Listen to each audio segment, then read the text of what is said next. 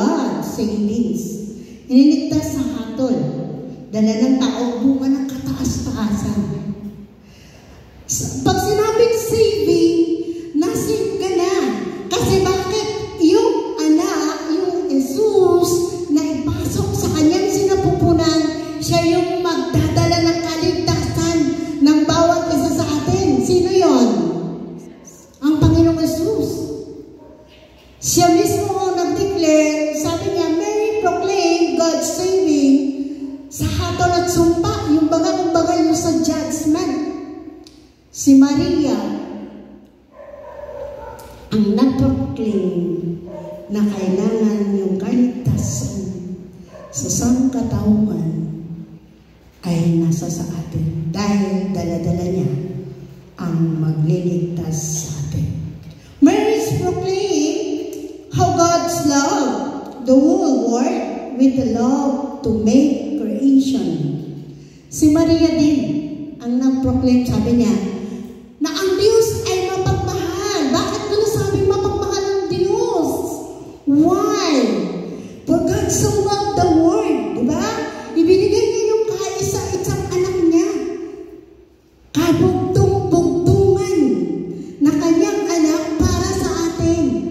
What more yung pangangailangan natin na hindi niya kayang ibigay sa buhay natin. Nangungusap lang po tayo about Mary kasi siya po yung topic po natin ngayon. Ano po?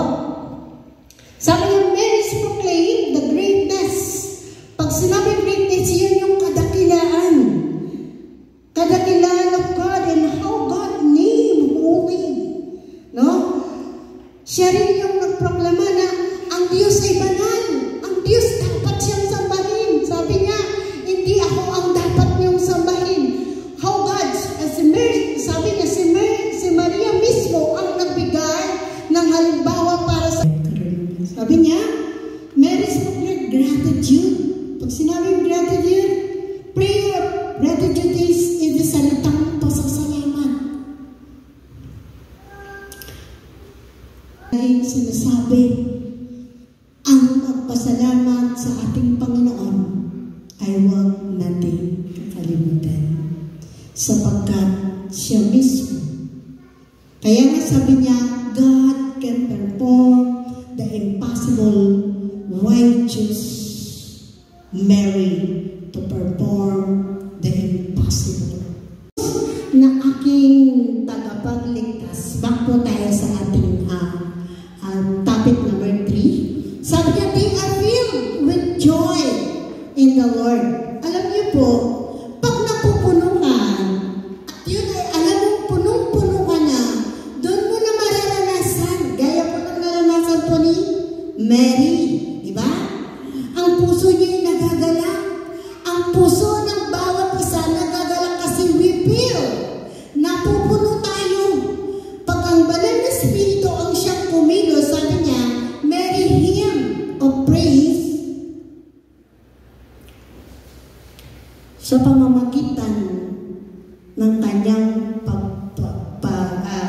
doon pumunta na ako doon sa sa pamamagitan ng pangunguna at pag-una natin sa ating Panginoon, walang imposibleng bagay sa ating Diyos na di kaya niyang ibigay sa atin.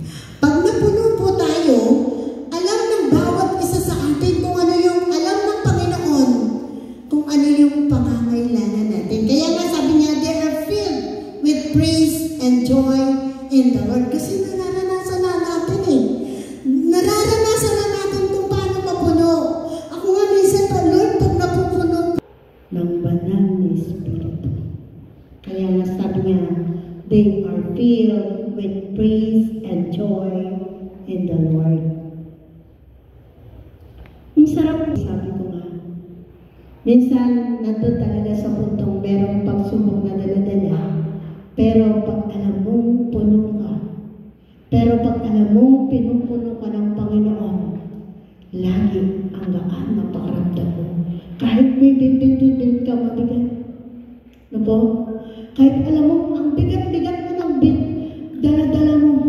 Pero dahil alam mo, ang Diyos ang siyang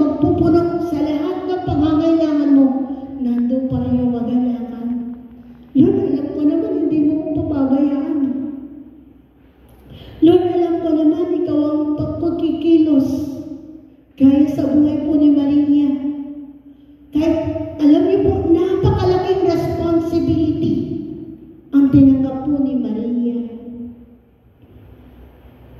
Siya yung pati po sa pagkamatay, sa krus ng Panginoon, siya yung kasama niya.